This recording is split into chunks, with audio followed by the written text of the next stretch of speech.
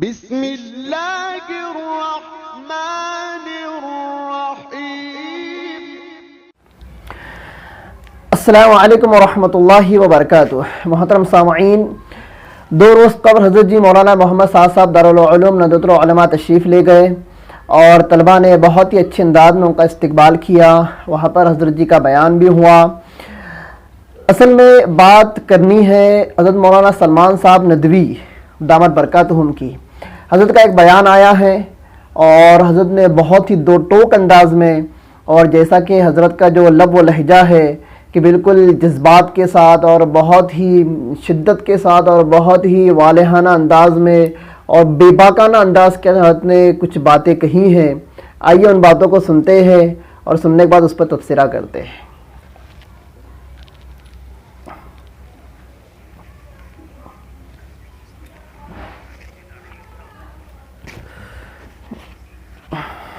مسئلہ فتوے تک پہنچا جب استفتاء آئے گا کسی دارالفتاء میں، دارالعلوم دیوبند میں ایک استفتاء گیا تبلیغی جماعت سے، اور خاص طور پر مولانا صاحب سے متعلق، اور ان کے بعض اقوال کا حوالہ دیا گیا، تو دیوبند نے فتویٰ دیا۔ اب فتویٰ جو ہوتا ہے وہ استفتاء کی بنیاد پر ہوتا ہے۔ جو معلومات دی گئیں، جو معلومات ان تک پہنچی، ان کی بنیاد پر انہوں نے ایک فتویٰ دیا کہ یہ باتیں غلط ہیں، اور اس میں کوئی شک نہیں کہ جو غلط بات ہے وہ غلط۔ لیکن مولانا صاحب نے اس میں پوری تواضع اختیار کرتے ہوئے اور دیوبند کا پورا احترام رکھتے ہوئے اور فتوے اور دارالفتاء کے احترام کو برقرار رکھتے ہوئے دیوبند سے رجوع کیا۔ تحریری طور پر بھی اور تقریری طور پر بھی انہوں نے اس کا بار بار اظہار کیا کہ میں دارالعلوم دیوبند کو اور دیوبند کی تحریک کو مرجع سمجھتا ہوں، اور تبلیغ کی تحریک اس سے وابستہ ہے، اور میں اپنے تمام ایسے اقوال سے جو اصحاب افتاء کے نزدیک صحیح نہیں رجوع کرتا ہوں۔ 1 مرتبہ 2 مرتبہ 3 مرتبہ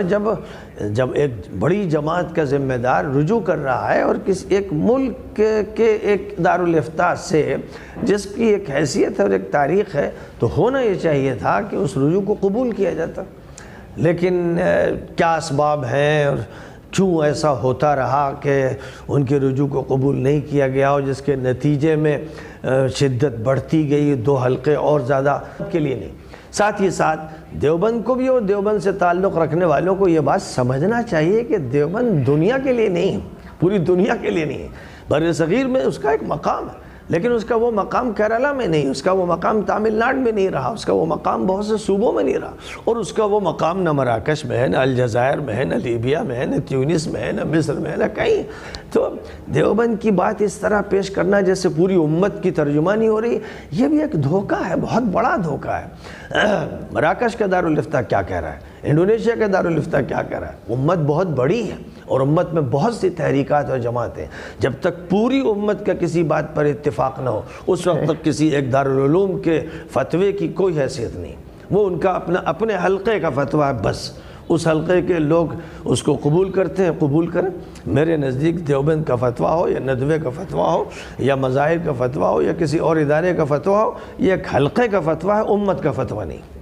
اور اس کو ہی صرف شریعت کی ترجمانی سمجھنا ہرگز درست نہیں ہے۔ امت بہت بڑی ہے، وہ امریکہ سے آسٹریلیا تک پھیلی ہوئی ہے، وہ شمال سے جنوب تک پھیلی ہوئی ہے، لاکھوں اس میں علماء ہیں، اور اسی اجماع کے تعلق سے میرے کو بات کرنی ہے۔ بہت ہی مشکل تھا،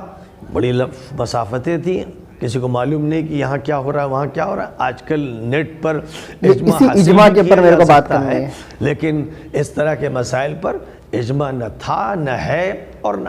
آئندہ ہو سکے گا۔ اس لیے اختلافات کو گوارا کرتے ہوئے، چاہے وہ مسائل جزوی اعتقادی ہوں، کچھ اعتقاد کے وہ مسائل ہیں جن میں اختلاف ہے ہی نہیں، لیکن اگر امت کے بہت سے طبقات میں اختلاف کسی مسئلے سے ہے تو اس میں جو لوگ شدت اختیار، بالکل ٹھیک ہے، فکر کا اختلاف ہے، لیکن جیسے میں نے کہا کہ دیوبند کا اختلاف ہے تو یہ دیوبند کی رائے ہوئی۔ اب دیوبند کی رائے کو جو حرف آخر سمجھتا ہے وہ اسے قبول کرے، لیکن پوری امت دیوبند کے تابع نہیں ہے، نہ ہندوستان تابع ہے، نہ پاکستان تابع ہے، نہ بنگلہ دیش تابع ہے، اور پوری دنیا تو بہرحال نہیں ہے۔ تو جب ایسا ہے اور تبلیغی جماعت پوری دنیا میں ہے، اس کا کام امریکہ سے آسٹریلیا تک ہے، تو ایک ایسی جماعت جو پوری دنیا میں پھیلی ہوئی ہے، اس پر کسی ایک علاقے کا دارالافتاء فتویٰ دے کر فیصلہ نہیں کر سکتا، یہ اس کا مقام نہیں۔ تو دیوبند کا ایک مقام ہے بر صغیر میں، لیکن اس کا عالمی مقام نہیں ہے، خود وہ بھی جانتے ہیں اور ہم بھی جانتے ہیں۔ ان کے فتوے نہ سعودی مملکت میں چلتے ہیں، نہ ان کے فتوے مصر کے مجمع فقہی میں چلتے ہیں، نہ ان کے فتوے مراکش اور لیبیا میں چلتے ہیں، نہ افریقہ میں چلتے ہیں۔ تو اب جہاں چلتے ہیں ٹھیک ہے، وہ حلقہ اگر رجوع کرتا ہے تو یا وہ صحیح، یہ باتیں ہوتی ہیں، لیکن پھر وہی کہ بہت محدود دائرے میں سوچتے ہیں۔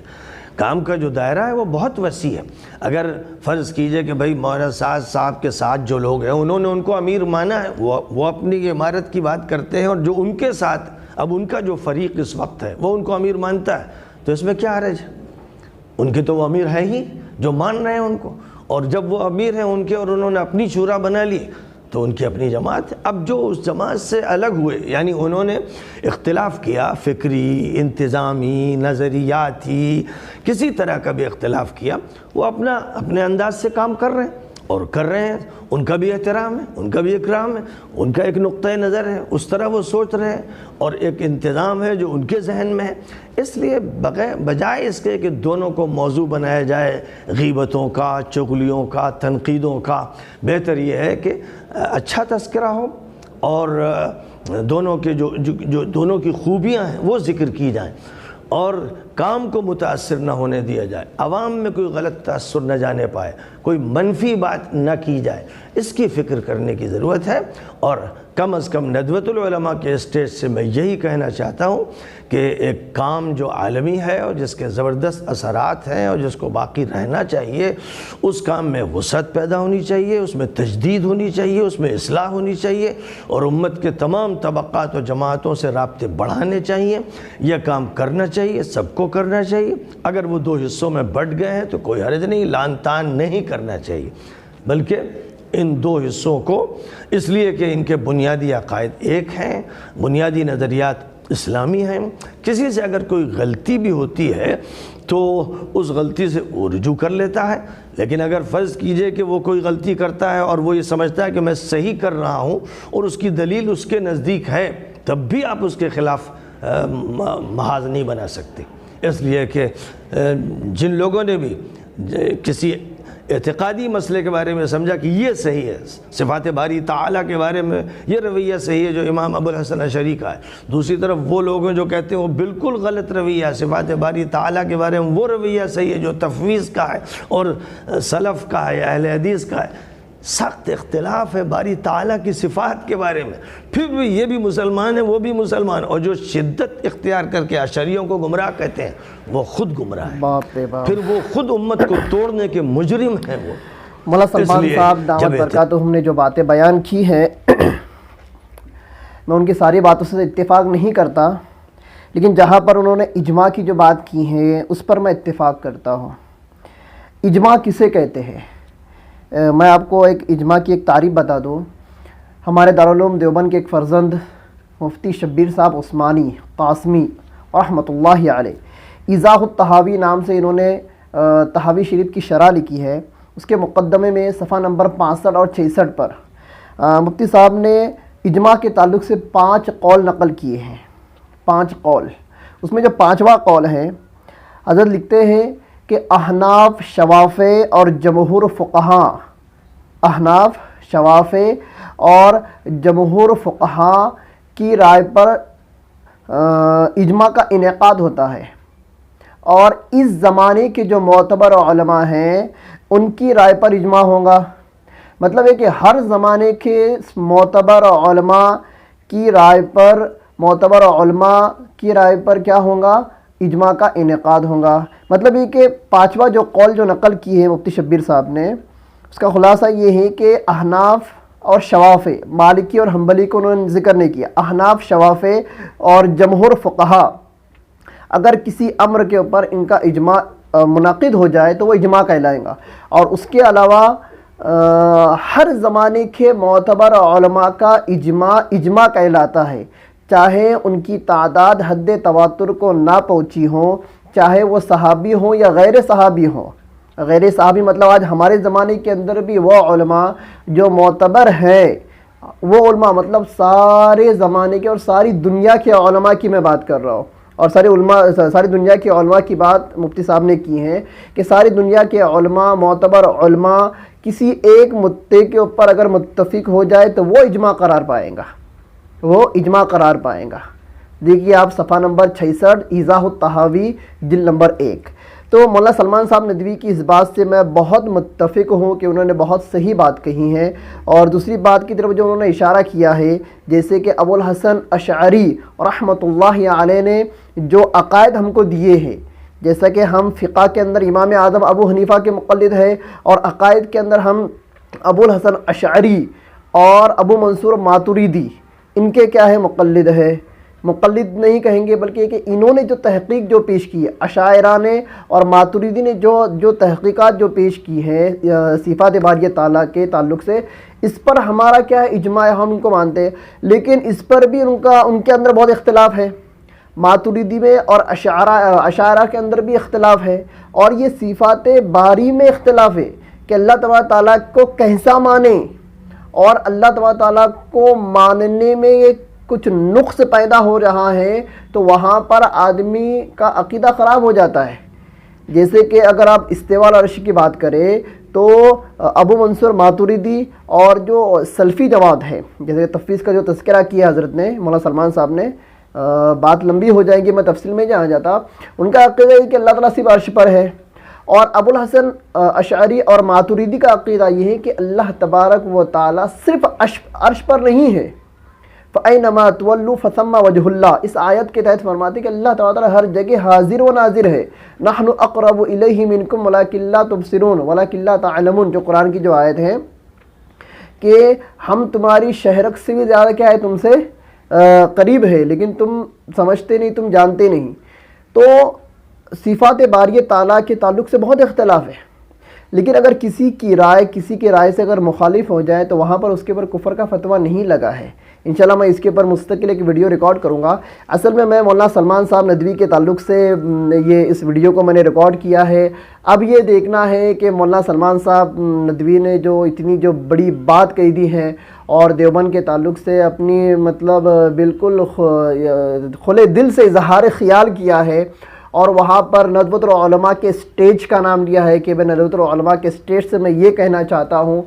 تو اب دیکھو ابھی ان کے اوپر لوگوں کا مطلب کیا ریاکشن ہوتا ہے، علماء اکرام ان پر کیا ریاکشن دیتے ہیں،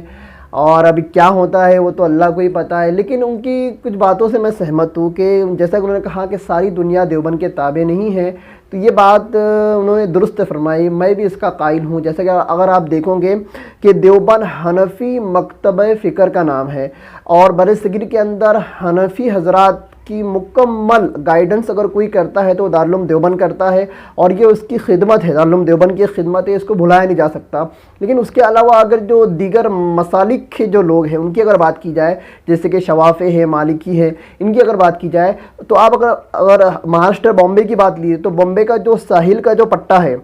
قلابہ سے لے کر تو آپ چلے جاؤ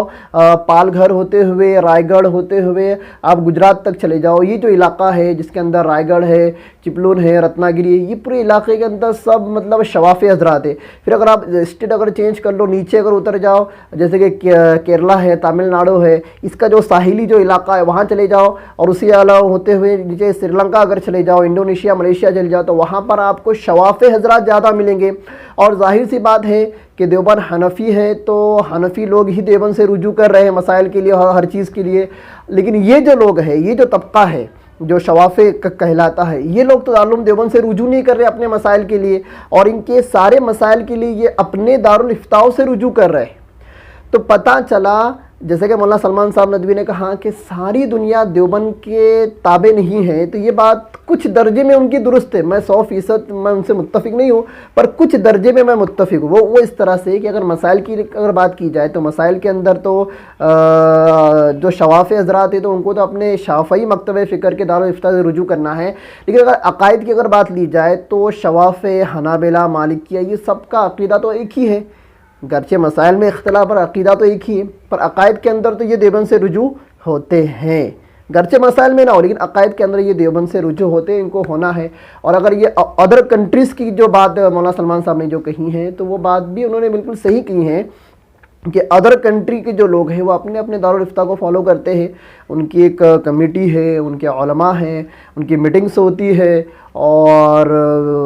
جیسا کہ ان کے جو ویب سائٹ وغیرہ جو چلتے ہیں تو وہ اپنے انداز کے اندر مطلب لوگوں کو گائیڈن کرتے ہیں، مطلب وہ لوگوں کو فتویٰ دینے میں، مسائل بتانے کے اندر دارالعلوم دیوبند سے رجوع نہیں کرتے۔ اس سے آپ کو بہت سارے مطلب کنٹریز مل جائیں گے۔ تو اگر یہ بات اگر کہیں کہ میں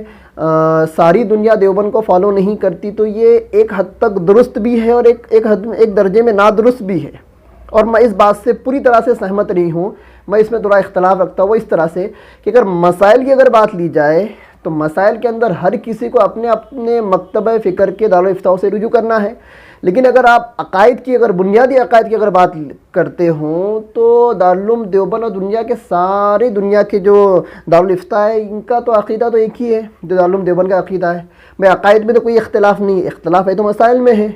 تو عقائد کے لیے تو پوری دنیا کو دارالعلوم دیوبند طرف رجوع ہونا ہی ہے، اور اگر رجوع نہ بھی ہوں تو دارالعلوم دیوبند کے جو عقائد ہیں یہ ساری دنیا کے دارالافتاء کے عقائد ہیں، مطلب ساری دنیا میں جو بسنے والے مسلک کے جو لوگ ہیں، جو علماء ہیں، ان کے عقائد اور دارالعلوم دیوبند کے جو علماء ہیں ان کے عقائد بالکل سیم ہیں۔ اور رہی بات مسائل کی، تو مسائل کے اندر اگر کبھی کچھ لوگ دارالعلوم سے اگر منسلک نہیں ہوتے، رجوع نہیں کرتے ہیں، دارالعلوم کو فالو نہیں کرتے ہیں تو یہ ایک الگ بات ہے۔ تو مولانا سلمان صاحب کی بہت ساری باتوں سے تو میں متفق ہوں، کچھ باتوں سے میں متفق نہیں ہوں، پر اب دیکھنا ہے انہوں نے جب اتنی بڑی بات اور بالکل بے باکانہ انداز میں، جیسا کہ ہمیشہ ان کا ایک انداز ہوتا ہے، ایک جلالی انداز ہوتا ہے، اس میں جو انہوں نے جو باتیں کی، اب دیکھنا یہ ہے کہ امت اس کو کیسے ایکسیپٹ کرتی ہے اور ریئیکشن کیا ہوتا ہے اور آگے کیا ہوگا کیا نہیں اللہ کو پتہ۔ ویسے مولانا سلمان صاحب مظاہر نے جو باتیں کی، بڑی تحقیقی باتیں کی ہے، آخر میں جو انہوں نے یہ بات کی ہیں کہ یہ جو اختلاف ہے نظام الدین کا، یہ فکری اور انتظامی اختلاف ہے، یہ عقائد اور مسائل کا اختلاف نہیں ہے، فکری اور انتظامی۔ ایک فکر ہوتی ہے بھائی اس طرح سے کام ہو، اور ایک نظم ہوتا ہے بھائی اس طرح سے نظم چلے، اس طرح سے انتظام۔ تو فکری اور انتظامی یہ کیا ہے؟ اختلاف ہے کہ بھائی حیات صاحب اپنے منتخب پڑھی جائے یا نہ پڑھی جائے، یا 2.5 گھنٹے کا عمل، یہ دعوت استقبال و عمل کیا جائے یا نہ کیا جائے، سال لگایا والا ہی عالم حیات صاحب پڑھے یا نہ پڑھے، تو یہ ایک انتظامی اختلاف ہے، یہ کوئی عقائد کا اختلاف نہیں ہے۔ تو مولانا سلمان صاحب نے جو ادھر جو ایک اشارہ جو دیا ہے اس طرف کہ بھئی یہ اختلاف فکری اور انتظامی ہے، یہ عقائد اور مسائل کا اختلاف نہیں، جو عقائد ان کے ہیں وہ عقائد ان کے ہیں، جو شورا کے عقائد ہیں وہی امارت والوں کے عقائد ہیں۔ یہاں تک مولانا سلمان صاحب نے بڑی بہترین بات کی ہے، اس بات سے میں ان کی اس بات سے میں پورا متفق ہوں اور میں ایکسیپٹ کرتا ہوں ان کی ان باتوں کو، پر اب دیکھنا ان کے بات کا رد عمل کیا ہوتا ہے، ان کے باتوں کا رد عمل کیا ہوتا ہے، اور دارالعلوم دیوبند کیا قدم اٹھاتا ہے، اور دارالعلوم دیوبند سے ابھی مطلب دارالعلوم دیوبند تک یہ نہ بھی جائے تو لوگ پہنچ جائیں گے۔ مولانا مفتی ابوالقاسم صاحب نعمانی دامت برکاتہم کے پاس، مولانا ارشد مدنی دامت برکاتہم کے پاس لوگ پہنچ جائیں گے اور سوال کریں گے مولانا سلمان صاحب نے ایسا کہا ہے، آپ کی کیا رائے ہے، یا دارالعلوم دیوبند کیا کہتا ہے۔ انہوں نے اتنے خطرناک جملے دارالعلوم کے تعلق سے کہہ دیے، تو اصل میں جملے تو خطرناک ہیں، بٹ اس میں جو باتیں جو کہی گئی ہے 70-80% وہ باتیں بالکل صحیح ہے۔ کچھ باتیں لوگ اس کا نیگیٹو پوائنٹ نکال سکتے ہیں، جیسے کہ میں نے وضاحت کر دی کہ میں ساری باتوں سے مولانا سلمان کے متفق نہیں ہوں، تو لوگ اس کا نیگیٹو پوائنٹ ہی نکالیں گے، اور جو لوگ متشدد ہے وہ مولانا سلمان صاحب کی پوری کلپ اور پوری باتوں کا نیگیٹو پوائنٹ ہی نکالیں گے، مطلب غلط مفہوم اور مفہوم مخالف ہی نکالیں گے۔ اور جو بیچارے سینسیئر لوگ ہیں، جو سنجیدہ قسم کے لوگ ہیں، وہ باتوں کو سمجھتے ہیں، باتوں کی گہرائی کو سمجھتے ہیں، تو ان سے تو یہ امید نہیں ہے کہ وہ نیگیٹو پوائنٹ نکالیں گے۔ بٹ دیکھیے ابھی کیا ہوتا ہے۔ میں تو بس تبصرہ کرنا چاہ رہا تھا کہ مولانا سلمان صاحب نے اتنی بڑی بات، مطلب میں اس لیے مجھے بات کرنا پڑ رہی ہے اس ٹاپک کے اوپر کہ مولانا سلمان صاحب نے اتنی بڑی بات کہی تھی، ابھی تک کسی عالم دین نے اتنی بڑی بات علی اعلان نہیں کی، اور کی بھی ہے تو اپنے گھر سے کی ہے، مطلب کسی علاقے سے، کسی گھر سے کی ہے۔ لیکن مولانا سلمان صاحب ایک بہت بڑے ادارے دارالعلوم ندوۃ العلماء میں بیٹھ کر اور ندوے کا حوالہ دے کر کے، میں دارالعلوم ندوۃ العلماء کے اسٹیٹ سے یہ بات کہتا ہوں، مطلب ایک ہوتا ہے بھائی آدمی کے گھر پر بیٹھ کر بات کرنا، اور ایک ہوتا ہے کسی تنظیم، کسی مدرسے سے جڑ کر بات کر، اس کی بات کے اندر ایک وزن پیدا ہوتا ہے۔ تو دیکھیے ابھی کیا ریئیکشن آتا ہے، کیا تبصرہ دارالعلوم دیوبند کیا کہتا ہے اس کے تعلق سے. بٹ میں تو یہی کہوں گا کہ اب اختلاف کو ختم کرنے کا زمانہ ہے، اختلافات ختم کیے جائے، اور جتنا ہو سکے جس کو جو مکتب فکر اچھا لگ رہا ہے اب اس کے تحت کام کرے. کسی کو شورا سے جڑنا ہے وہ شورا سے جڑ کے کام کرے، کسی کو ہمارا سے جڑنا ہے، پر کام کرے. میرا مدعا اور میرا مطمع نظر یہی ہے کہ بھئی آپ کام کریں، آپ تقابل نہ کریں، آپ کمپیریزن نہ کریں، تقابل نہ کرے، کمپیریزن نہ کرے، یہ بھاری کہ وہ بھاری، یہ صحیح کہ وہ غلط. صحیح سب ہے، یہ ہر کوئی جانتا ہے، ہر عالم دین جانتا ہے سب سے. کچھ لوگ ہیں جو کچھ ایسی باتیں کرتے ہیں کہ وہ مولانا صاحب جو ضعیف اقوال پیش کرتے ہیں. ضعیف قول اگر پیش کیا کسی نے تو جس زمانے کے اندر وہ ضعیف اقوال لکھے گئے، سمجھنا ایک قول ہے ضعیف اور اس کے مقابلے میں 10 قول ہے قوی، تو جو قوی کو نقل کرنے والے جو علماء تھے انہوں نے ضعیف قول کو نقل کرنے والے کے اوپر ارتداد، گمراہی اور کفر کا فتویٰ نہیں لگایا. اس زمانے میں نہیں لگا تو اس زمانے میں کیوں؟ یہ بات ہر کوئی سمجھتا ہے. اس کے لیے وسیع مطالعہ چاہیے، گہری سوچ چاہیے اور علمی ذوق اور شوق چاہیے، جب آدمی ان باتوں کو سمجھ سکتا ہے. تو امید کرتا ہوں آپ کو میرا یہ ویڈیو پسند آیا ہوگا. بس اللہ سے دعا کرے اللہ تعالیٰ اتحاد و اتفاق کی ہوا کو قائم اور دائم رہے. وما توفیقی الا باللہ. السلام علیکم ورحمۃ اللہ وبرکاتہ.